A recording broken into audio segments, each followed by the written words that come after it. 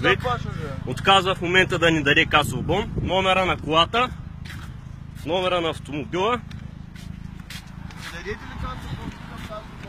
Ето къде е тарифаната такса.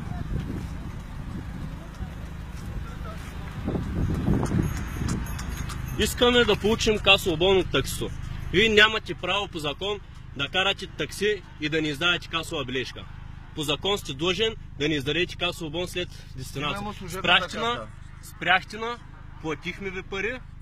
В момента ви сте длъжни да ни издадете касов бон. Аз съм снимал номера на колата, снимал съм каквото трябва. Много добре си знаем правата, много добре знаем как стоят и законите. Имате си някакво неписано право за по 5 лева, това си е ваш проблем. В момента не възснимам. Държа телефона на страна, само да се слушаме какво говорим. Обаче вие сте длъжни да ни издадете касов бон. Това означава, че вие нямате в момента ролка. Вие може нелегално в момента да превозвате. Ние откъде да бъдем сигурни, че вие в момента сте актуален таксиметров шофьор?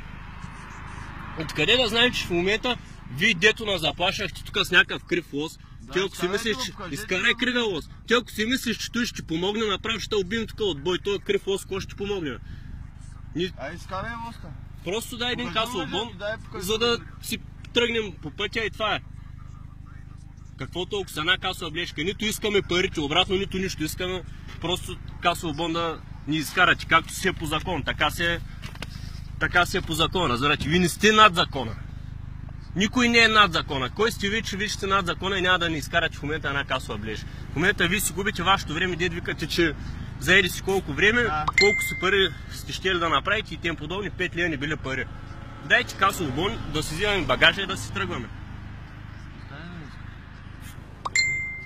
Въпросът не е за парите. Въпросът не е за парите, господин. Искаме си касовата бележка просто.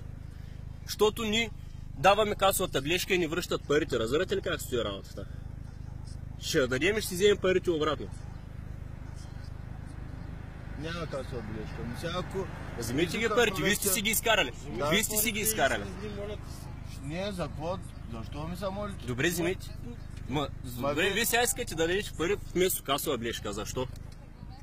Искат да ми се махнат от главата. Ми ще се махнем. Вие сте нелегален шофьор. Вие сте нелегален шофьор за Да мен. се видим в съда.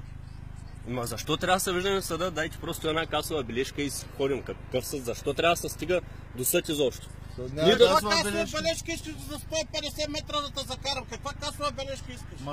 Няма значение, бе. Няма значение. Какви са тия неписани закони? Вие дед ги изкарахте по 5 лева. Ти си длъжен да имаш касов апарат и за 5 метра да изкараш касов. Аз като дойде някой при мен на работа, искат, не искат, трябва да работя по закона, разбираш ли?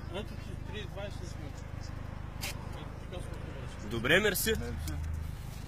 Това беше. Каквото